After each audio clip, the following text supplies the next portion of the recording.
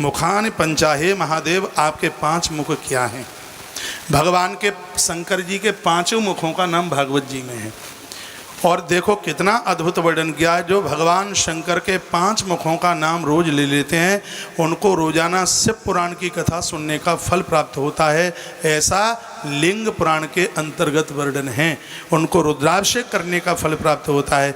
मुखान पंचो उपनिषद वेश यथदष्टोत्तर मंत्र वर्ग, भगवान के 5 उपनिषद 5 मुखों के रूप में है। भगवान महादेव के 5 मुखों का नाम है। भगवान महादेव के पहले मुख का नाम है तत्पुरुष।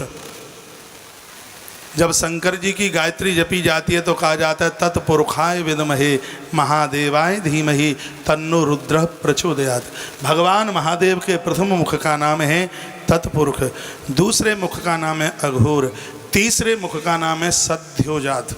रुद्राष्टाध्यायी जब पूरी हो जाती है तो सद्योजातम प्रपद्यामी सद्योजातै वै नमो नमः। ये भगवान शंकर का तीसरा मुख है सद्योजात। चौथा मुख है उनका वामदेव और 5वां मुख है उनका ईशान। तो विधाता ब्रह्मा ये देवता कहने लगे आ उ मा, तीनों को मिलाकर ओम बनता है और उसको हे प्रभु प्रणव कहते हैं। ओम को प्रणव कहते हैं। ओम में 3 अक्षर हैं आ उ और माँ। इसका अर्थ है जो समय पहले निकल गया है उस पाप को ओम काट देता है, वर्तमान के पापों में लिप्त नहीं होने देता और हमारे भविष्य को सुधार देता है। ओम की इतनी बड़ी महिमा। ब्रह्मा इस ओम की व्याख्या कर रहे हैं, भगवान के सन्मुख कहते हैं आ उ माँ, ये प्रणव है। और भगवान आप जानते हैं प्रणव का अर्थ है, सुखदेव भगवान कहते हैं परीक्षित, प्रणव का अर्थ है प्रमाने प्रपंच और ना माने नहीं। प्रमाने प्रपंच ना माने नहीं। हे परीक्षित, जो संसार के प्रपंच में नहीं पड़ता उसी को शिव कहते हैं। महादेव शिव क्यों हैं? वो किसी के संसार के प्रपंच में नहीं है। प्रणव का अर्थ एक बार सुनिए, प्र यानी प्रपंच, ना नव नहीं। जो संसार के किसी भी प्रकार के प्रपंच में नहीं है वही जीव अपने आप में शिव हो जाता है। भगवान शंकर अपने आप में शिव हैं। तो मैं आप सबको भी कहना चाहूँगा, ये कथा सुनकर के अब संसार के काय के प्रपंच में पड़ रहे हो, सब जिम्मेवारियाँ पूरी हो गई हैं। अब थोड़ा बाहर निकल कर के आइए, भगवत कार्य कीजिए, भगवत भजन कीजिए। कथा को पूरा होने के बाद भी गुफा पर रोजाना 1 बजे से रामायण का रोजाना रामायण की कथा होती है, रामचरितमानस की कथा होती है। उसमें पुरुष वर्ग भी जाए, उसमें माताएं भी जाएं। सुबह आप जाया करो। पति और पत्नी पीपल का स्पर्श करते हैं तो इसमें इतना अद्भुत शायद आपको न पता हो।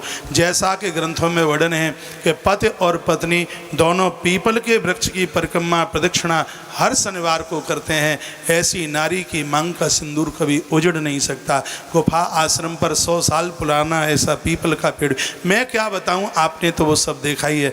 बजरंगबली हनुमंतलाल जी प्रत्यक्ष रूप से सबके ऊपर करुणा और कृपा कर रहे हैं। संसार के झमेलों से अब बाहर आइए। बच्चे बात मानते नहीं हैं, आप चिल्लाते रहेंगे, आपकी एक भी नहीं सुनी जाएगी। ये तो ये कहेंगे कि पापा को तो आदत पड़ गई है खुल खुल करने की, उनको तो भौंकने की आदत पड़ गई है। अब वो ये भी नहीं जानता कि भौंकना शब्द ये किसके लिए है। प्रपंच से अब थोड़ा बाहर चल करके आइए। संसार में रह रहे हो, ऐसे रही है जैसे नाव पानी में रहती है।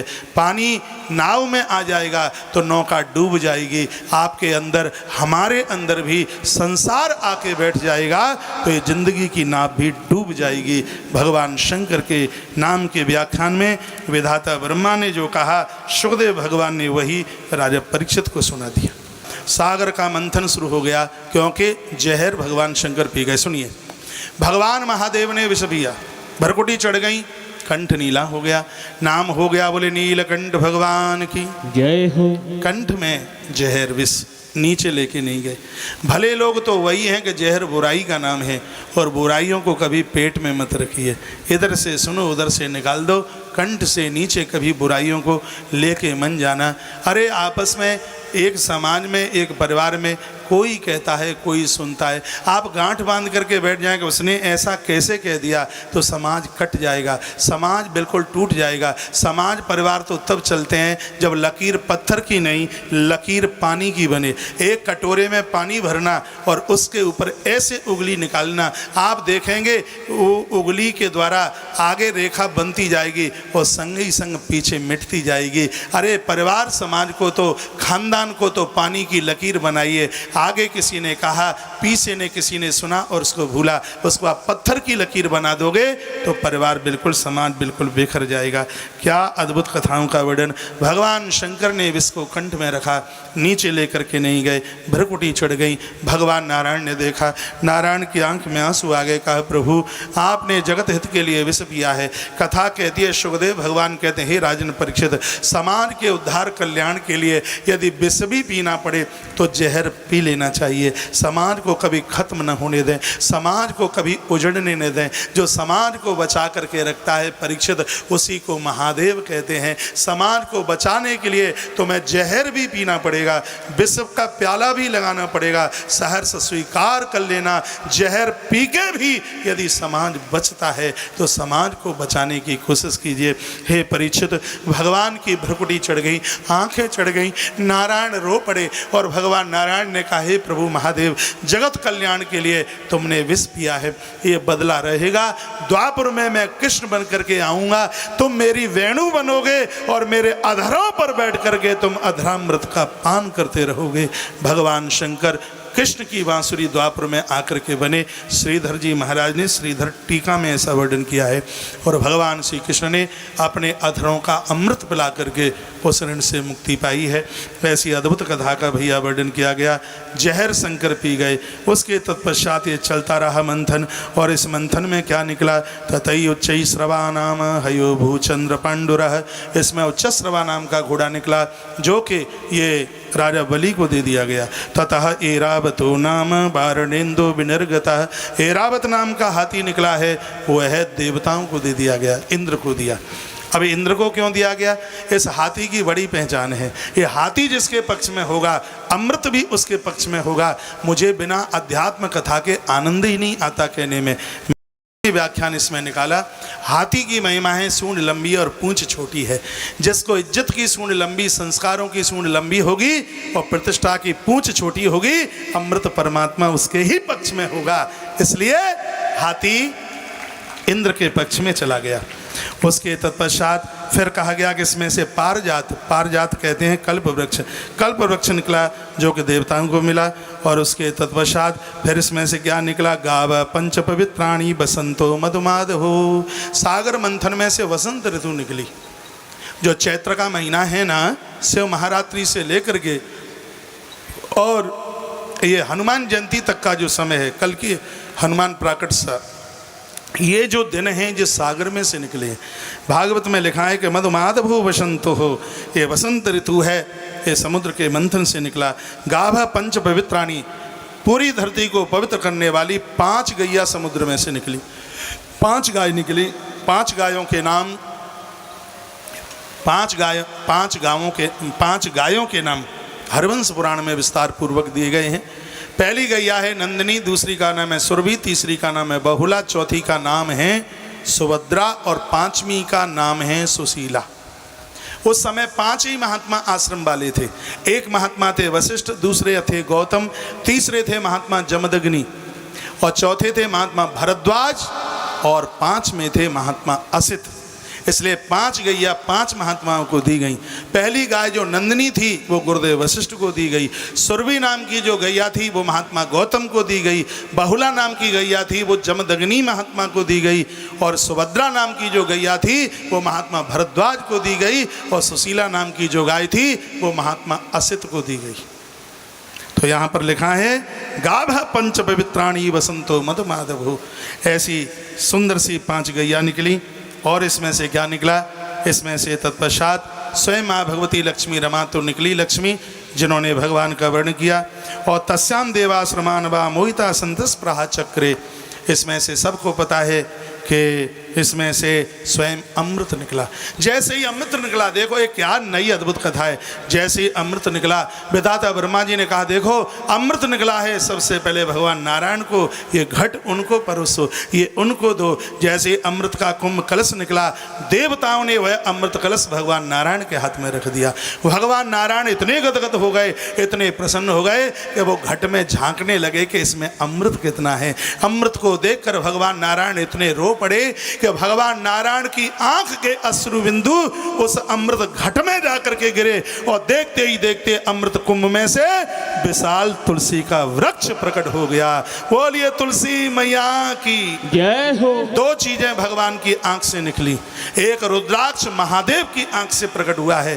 शंकर जी के आंख के आंसू धरती पर गिरे, रुद्राक्ष का पेड़ तैयार हो गया। इसका नाम ही रुद्राक्ष इसलिए, रुद्रा अक्षा यशसा रुद्राक्ष, अक्ष माने आंख, जो रुद्र की आंख से पैदा हुआ इसलिए उसका नाम रुद्राक्ष हुआ।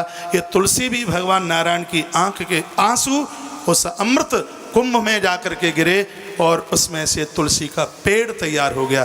तुलसी वृक्ष को ब्रह्मा जी ने अपने आंगन में रखा, जिस वृक्ष की पूजा आज भी होती है, आज भी होती है। भगवान नारायण ने लक्ष्मी को कहा था कि तुम्हें धरती पर जाकर के मेरे साथ जाकर के पहुंचना है विविध शक्ति के साथ। तो माता नारायणी लक्ष्मी ने कहा कि जब तक धरती पर तुलसी नहीं होगी तब तक मैं धरती पर प्रकट नहीं होंगी। माता जानकी भगवती राधा रानी से पहले भी, माँ जगदम्बा पार्वती से पहले भी इस धरती पर विधाता ब्रह्मा के द्वारा तुलसी का रोपण किया गया, ऐसा ब्रह्म वैवर्त पुराण में लिखा है। इस मृत्यु लोक में सबसे पहला बगीचा विधाता ब्रह्मा ने अपने लोक से आकर के इस धरती पर उस तुलसी के वृक्ष को लगाया। ग्रंथाकार कहते हैं परम वैष्णव वो है जो तुलसी का आदर, तुलसी का मान, तुलसी का सम्मान करे। इस प्रकार से सागर मंथन की कथा, अमृत निकला और अमृत दैत्यों के हाथों में लग गया। सब जगह उसको वो ले करके भागे, लेकिन उसी समय भगवान गरुण देव ने झपट्टा मारा, 4 जगह इसको छिपाया। आज भी 12-12 वर्ष के बाद में संक्षेप करना पड़ रहा है। कुंभ का मेला वहाँ लगता है, पर्व लगता है। भगवान मोहिनी बन करके प्रकट हो गए। अहो रूपम अहो धाम अहो अस्या नवम्बया इत देताम भित्तुत्ता प्रपक्षु जात द्रक्षया। पूछा दैत्यों ने आप कौन हैं? भगवान ने अपनी मोहिनी उनके ऊपर डाल दी। कहा ये मत पूछियो मैं कौन हूँ, तुम चाहते क्या हो? तो कह दिया कि अमृत कलश निकला है तो इसका तुम बंटवारा कर देते। भगवान ने कहा तुमने मेरा विश्वास कैसे कर लिया? मैं तो चलती फिरती एक पुष्यला स्त्री हूँ। ये भगवान अपने मुख से ऐसा बोले, क्यों बोले ये तो उनको ही पता होगा। दैत्यों की परीक्षा भगवान ने ली। दैत्यों ने कहा ऐसा कौन होगा जो तुम जैसी सुंदर स्त्री के ऊपर जो विश्वास ना करे, मोहित न हो। ध्यान रखना, अमृत परमात्मा का नाम है। जो संसार के चमड़े के ऊपर फिसल जाते हैं, अमृत कभी उनकी कुंडली में आकर के बैठ ही नहीं सकता। इस कथा की असलियत ये है, भगवान ने उसका बंटवारा किया, देवताओं को अमृत पिला दिया। राहु मध्य में आकर के बैठ गया। चक्रेण चुड़धारेण जहरा पिबतस्य रहा। भगवान ने चक्र चलाया और उसी समय उसका मस्तक छेदन कर दिया। यस्तु परवड़ी चंद्र करवा विधात वे रधि। भगवान ने कहा सूर्य और चंद्रमा को तुमने इसकी चुगली करी इसलिए यह ग्रहण तुमको लगेगा। भगवान कहते हैं मैंने उसको अमृत इसलिए पिलाया क्योंकि कभी पंक्ति का भेद नहीं करना चाहिए, कभी पंक्ति भेद ना करें। जो पंक्ति में बैठे हैं उनको बराबर परोसिए। जो पंक्ति का भेद करते हैं, सूर्य चंद्रमा को जैसा ग्रहण लगा, इसका मतलब है जो पंक्ति भेदन करते हैं उनके जीवन में ऐसा कोई कलंक का टीका लग सकता है वो उसकी ज़िंदगी का टीका मरने के बाद भी छूटने वाला नहीं है। इसलिए कभी भी पंक्ति भेद ना हो। हमने तो देखा है भैया, हाँ पहले मैं अब क्या बोलूँ, आप तो खुद ही समझदार हैं।